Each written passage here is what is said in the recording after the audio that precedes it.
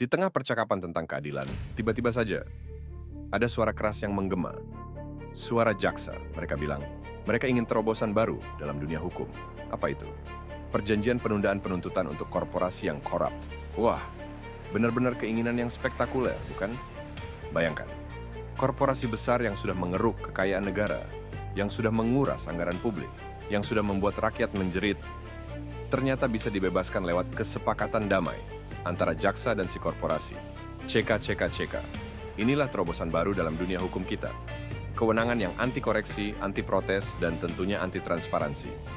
Jaksa dalam anggapan mereka kini menjadi tuan rumah di meja perundingan dengan korporasi, bukan lagi penegak hukum yang sebenarnya. Keputusan mereka akan menghapus kesalahan besar dengan senyum dan tanpa perlu menghadapi peradilan. Lalu pertanyaannya, di mana keadilan bagi rakyat? Di mana harapan bagi mereka yang menunggu di balik tembok pengadilan? Kalau jaksa sudah bisa membuat kesepakatan dengan korporasi, lalu rakyat bisa cari keadilan di mana? Apakah dalam kasus ini, hukum hanya milik yang kuat dan yang punya pengaruh? Mungkin inilah keadilan ala jaksa yang bisa disesuaikan dengan tawar-menawar. Sebuah keajaiban hukum yang tidak bisa dikoreksi, tidak bisa disentuh, dan tentu saja tak akan pernah mendapat sorotan publik. Jadi, ayo kita tunggu bersama, apakah terobosan ini akan menjadi langkah maju atau langkah mundur yang semakin jauh?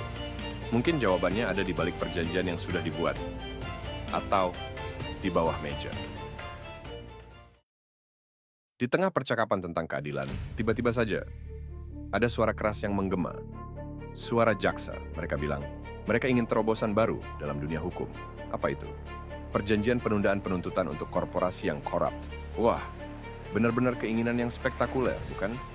Bayangkan, korporasi besar yang sudah mengeruk kekayaan negara, yang sudah menguras anggaran publik, yang sudah membuat rakyat menjerit, ternyata bisa dibebaskan lewat kesepakatan damai antara jaksa dan si korporasi. CK. Inilah terobosan baru dalam dunia hukum kita.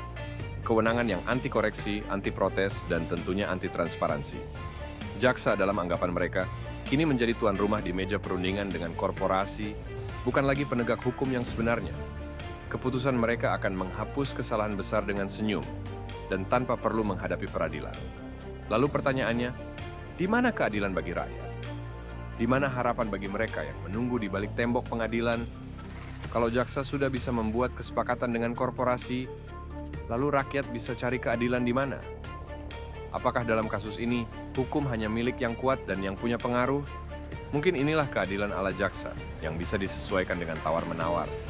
Sebuah keajaiban hukum yang tidak